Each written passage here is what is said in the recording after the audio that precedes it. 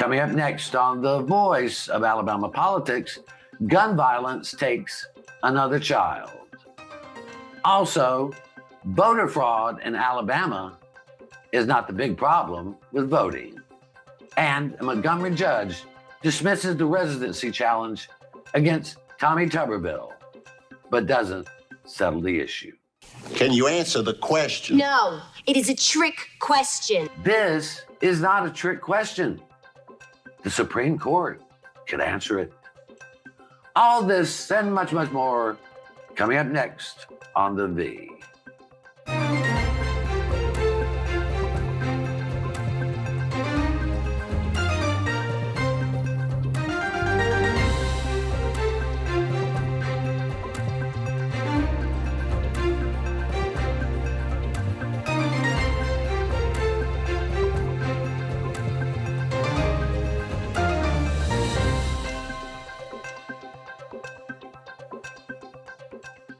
Welcome to The Voice of Alabama Politics, where we tackle the tough issues so you have the hard facts. I'm your host, Bill Britt, and as always, I'm joined by Susan Britt, research guru extraordinaire, and Josh Moon, all the way from sunny Florida, columnist at APR and the man about town. How you doing, Josh? I'm all right. How are y'all? Good. Yeah, good. Lot of good seafood down there and nice weather in Florida. Yeah, had some nice peel and eat shrimp last night. Oh man, I envy you. I'm jealous. Thursday, Judge Brooke Reed, Montgomery Circuit Court Judge Brooke Reed, ruled she dismissed the case against Tommy Tuberville and his gubernatorial challenge of his residency. She dismissed it, but Susan, she dismissed it in such a way that she seemed to agree with both sides that there was a case to be heard, but she wasn't the one to hear it. Let me put it in her own words. While this court lacks authority to extend the application of quo warranto to a certified nominee, that does not imply that it should not be extended in this case, nor that the plaintiffs are estopped altogether from seeking court resolution of constitutional eligibility to hold office. But yet, she dismissed it.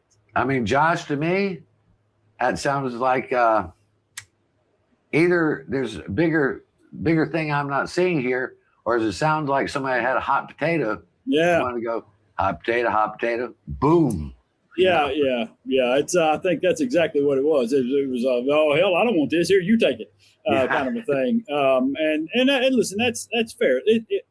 This is a complicated case, all right. And this is what we've said from the very beginning of this deal. When you get into the nuts and bolts of the legal system, things aren't as simple as most lay people would like for them to be. Okay, and this is one of those cases. There's no precedent for this. There is no precedent for doing this. Okay, there are some things that are sort of related. There's some good case law, and she cited a bunch of them in this ruling that both go for the plaintiffs and against the plaintiffs in this thing. Right. And she laid them out pretty clearly. And I thought, as I was reading this, I really thought she was building for a ruling in which she was going to say that she's going to keep the case alive simply to do exactly the same thing, send it up to the Supreme Court, because she didn't have the authority, she felt like, to dismiss it. But she went the other way with that, and it's fine. I think this has always been a long shot sort of avenue for the Democrats or anybody that wanted Tuberville off this ballot, because it relied so heavily on partisan folks to adhere to the law and to uphold the Constitution. And I think, though, it does raise a real question for a lot of people as whether or not a court should have some say in the constitutional eligibility of someone running, not just for governor, but for lieutenant governor, secretary of state, your treasurer, auditor, everything. I think that question needs to be answered firmly by the Alabama Supreme Court, and we need to make a determination so this doesn't come up again. Well, and I think that I agree with you 100%. My issue here is not with Coach Tuberville, as he likes to be called. It is simply a matter of law. And we are not, I don't think there are many people who are 100% sure that meets the residency requirement, just as was pointed out by Judge Jimmy Poole. If there was a question of whether he was a U.S. citizen or a question of what his age, especially, no one would be having these conniptions if we said, Mr. Tuberville, you're actually 29 or something like that. But again, I know the Tuberville camp hates this. I understand it. It's inconvenient. It's costly. I mean, it's coming out of the campaign money, I would expect, but it's a pain. He wants to be governor. We just want to make sure it's by the rules. Well, one of the things she kind of kept coming back to is it's difficult because he's not actually an office holder yet. Yeah. It'd be just because he is the nominee from the Republican Party, he still could, and she said still could lose this race. The law is set, and people using this pro quo ante for office holders. So there is a little this is new territory. But she also said that she does think that she indicated that she thinks that this does need to be adjudicated. Josh, when the Constitution asks a question, and here it does, it asks the question, do you meet certain requirements? God knows there has to be a court that can hear it. And if not, it's just chaos. I mean, anybody can say anything, do anything, and we have no court to remedy this? Yeah, obviously it gets into a question of timing, and I understand that, and whether or not the timing is correct, and and when you can do these sorts of things. And listen, it just has never come up. This is one of those things that has never really come up at this level of government. There have been some other cases, some county commission things and things of that nature, which really lend themselves to the plaintiff's argument in this, because the quo warranto was actually used in a couple of those. But I understand the problem here. Okay, I understand the problem she had. I understand the problem that the courts are having.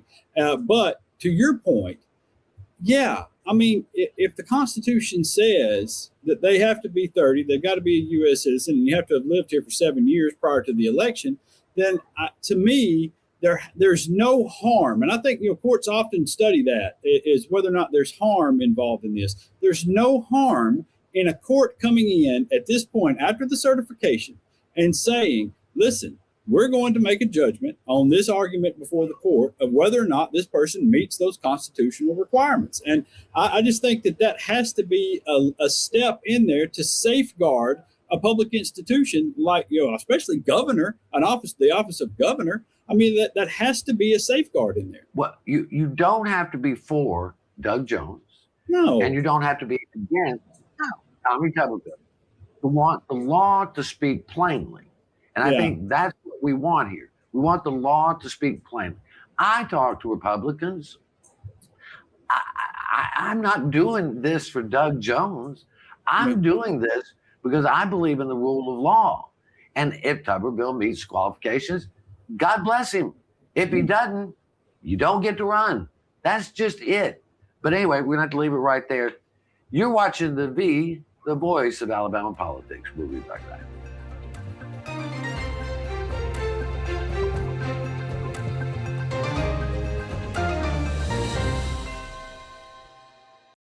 Your property is your home, your investment, and your legacy. Across the country, scammers are filing fraudulent deeds, often without the owner knowing until it's too late. REACT is a free alert system. If a document is filed using your name or tied to your property, you'll be notified within 24 hours. Property fraud is a crime, and the faster we know it, the faster we can act. Sign up today. Protect your property, protect your legacy. Alabama has a hands-free driving law, and that means you can't hold your mobile phone while making a call.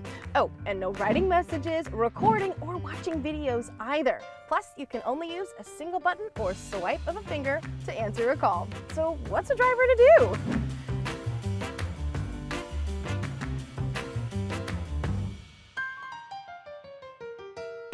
Alabama's hands-free driving law is in effect. Follow it.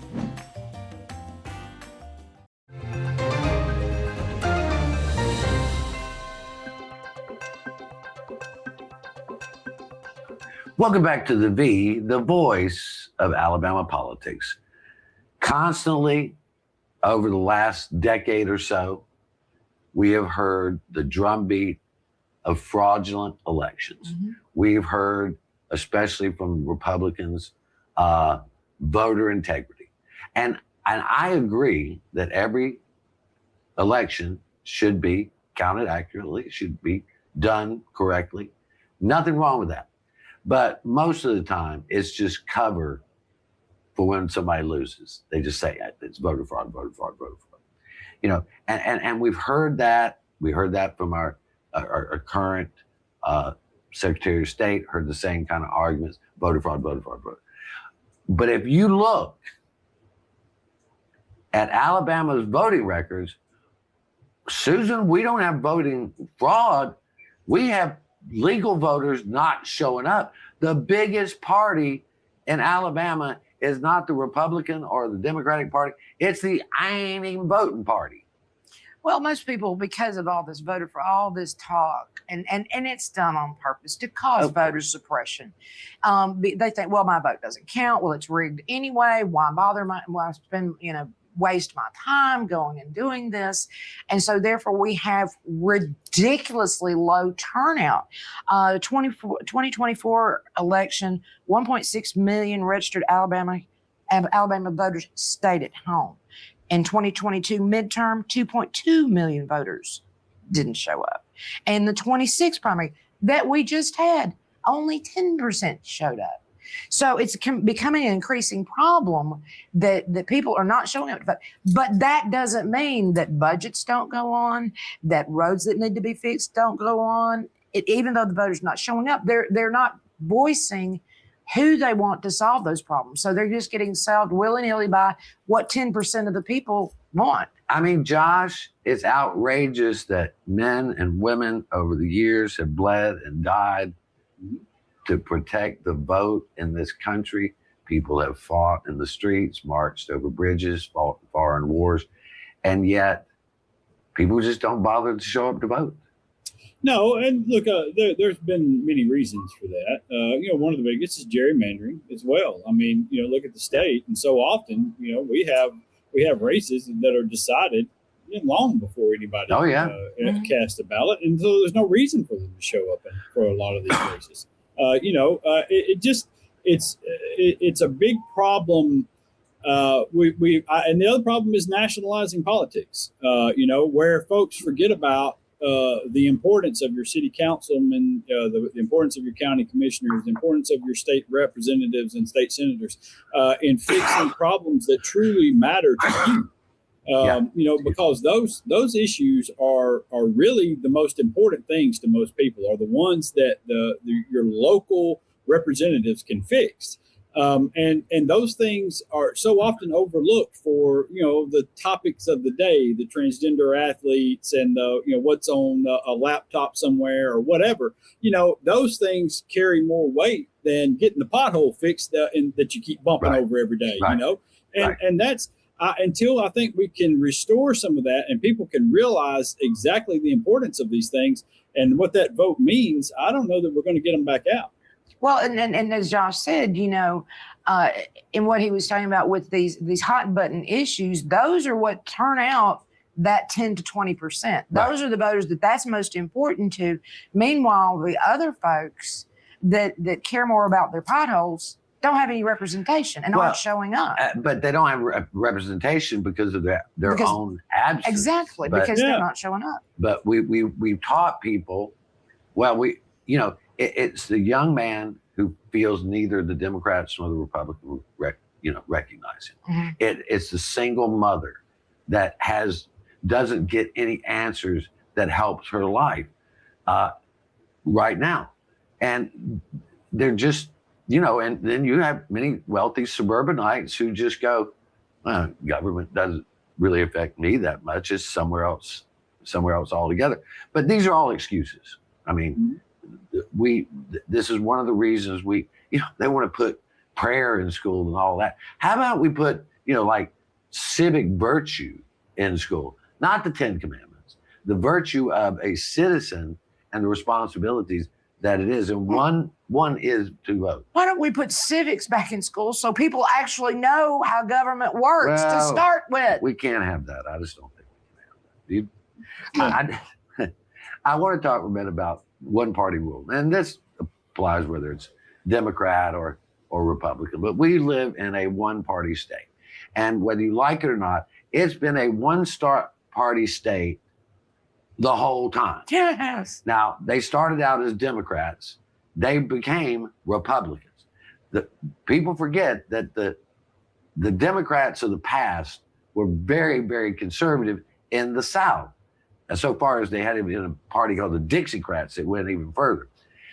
This is the same type of deal. We have a one-party system.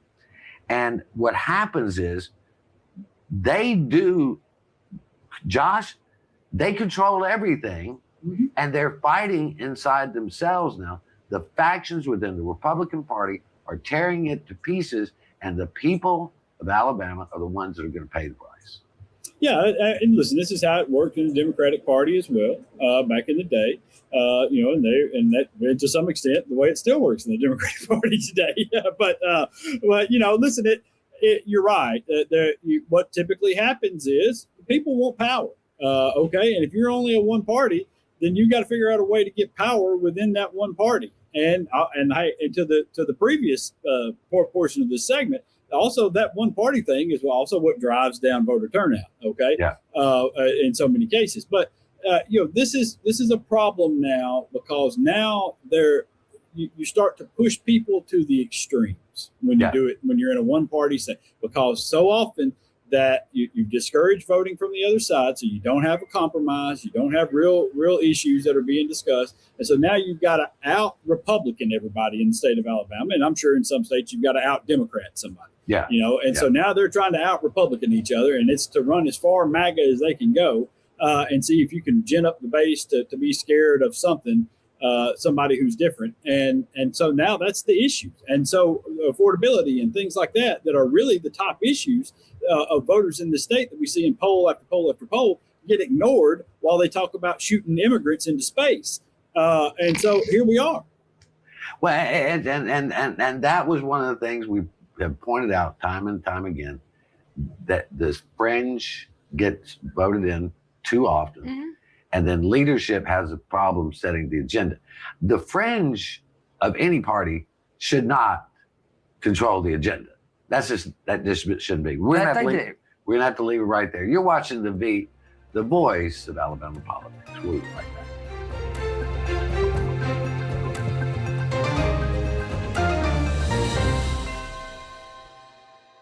Your property is your home, your investment, and your legacy.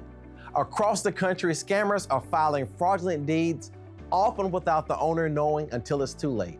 REACT is a free alert system. If a document is filed using your name or tied to your property, you'll be notified within 24 hours. Property fraud is a crime, and the faster we know it, the faster we can act. Sign up today. Protect your property, protect your legacy. Alabama has a hands-free driving law, and that means you can't hold your mobile phone while making a call. Oh, and no writing messages, recording, or watching videos either. Plus, you can only use a single button or swipe of a finger to answer a call. So what's a driver to do?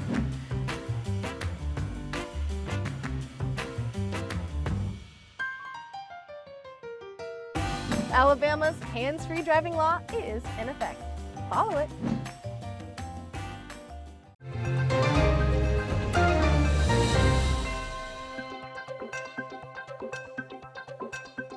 Welcome back to the voice of Alabama politics.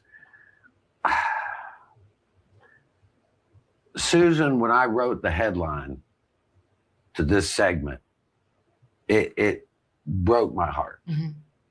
Just to write the headline, Forever 6, because a 6-year-old child in Montgomery, Alabama, was murdered in her bed from a drive-by shooting. And this story is repeated time and time again. It is not unique to Montgomery. It is not unique. It is very unique to America. in that sense. But this is a young woman who was in her bed, safe in her house, and thugs, but that doesn't excuse it, with automatic weapons, killed her in a drive-by shooting. They shot her while she was asleep in her bed. A 6-year-old baby that should be preparing to go to first grade was shot and killed in her bed for nothing that she did.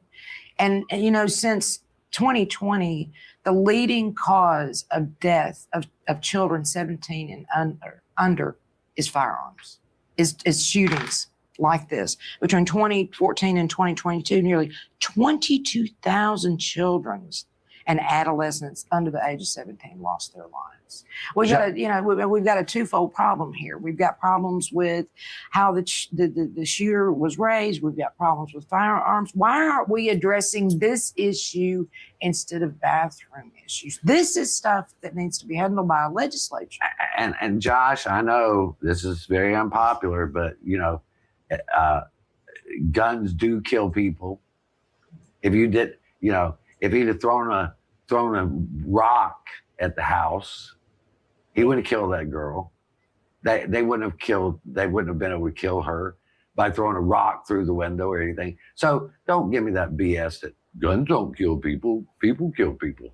You know, I mean, whether it's ICE or whoever or thugs on the street, if they doesn't have a gun and had pool noodles, they wouldn't be doing the killing, right? Yeah, no, but you know, there are a lot of issues at play here. Guns, the access to the weapons is certainly a problem. The fact that it's so easy to obtain a weapon by people who don't have a lot of money. I mean, there's not a lot of money on the streets of Montgomery in the inner city, and yet they're still able to obtain incredibly high-powered weapons. And so the access to those is really, really kind of striking and something that we should explore and something that needs to be done about those things and passing legislation to restrict that in some way. But furthermore, you know, a much bigger problem to me is the idea that a couple of kids, because the person that was arrested was 18, you know, for this, and I'm sure there were others involved who were around the same age. So they got into a car with these weapons and they went to a neighborhood in the dead of night, 2 a.m., and they fired sporadically into a home over whatever reason that was. And they didn't care who they hit or killed. They didn't care that children may be sleeping in there. They didn't care that doing so may put an end to their lives as well, because now they're going to end up in prison. They didn't care about anything. They had no value of life, either their own or someone else's at all. And until we address that thing that has left those people with a devaluing of life, and by those people, let me be clear, I'm not talking about simply Black people, okay, by saying that. I'm saying those people who have been raised in a manner in which they devalue their own lives and the lives of others, okay? And that spans across racial lines. It spans across all sorts of different things, but mostly is involved in poverty, okay? Right. There is some level of poverty and there is some level of upbringing in which those folks lose their selves. They lose respect for themselves, and they don't believe that they have the love and value that so many of us deserve to have being raised as children. And that, until that is addressed, this is never going to get better. When that was what we wanted to move into, and that's a good topic to move into, is that we have generations, whether it's in white Appalachia or parts of rural white communities where there's destitution. Same thing in urban areas where there's Black citizens, same thing. We are living in the greatest nation, well, not the wealthiest nation in the history of the world, and we are letting children be raised in poverty and with no hope. Poverty, food insecurity, lack of education, lack of after-school programs, lack of anybody gives a crap about them, Yeah. basically. So why should they give a crap about themselves or anybody else? Until we start addressing these issues, we're not going to get anywhere with violence. Because, like you said, this is generational. This is not something new. This has been going on for generations. And until the legislature and the American government gets off their butt and stops talking about all of these issues that don't matter and start addressing these, this is going to continue. 6-year-old children are going to continue their lives because they're too lazy or they're too distracted by what's going to get them elected in the next election that they don't take care of these people, and therefore these people end up committing these crimes. And they don't even care enough about them they cut food stamps. Yes, they cut food stamps SNAP happily. benefits. No, Well, you know, can I say though, this is an American public problem. Yeah. And because the legislature, the government, the Congress, they go according to what gets them elected.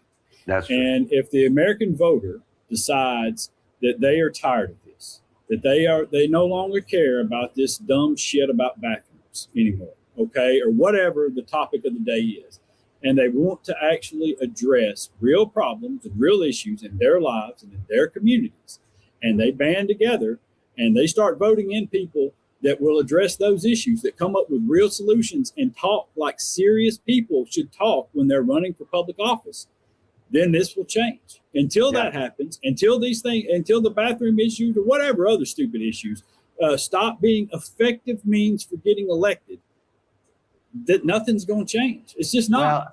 Well, and I challenge anyone who cares about history to go back and look at Lyndon Johnson's plan for the Great Society and what happened to it after he left office. And that's a history lesson that we all should learn. But we're going to have to leave it right there. You've been watching the voice of Alabama politics. You watch us because we watch them.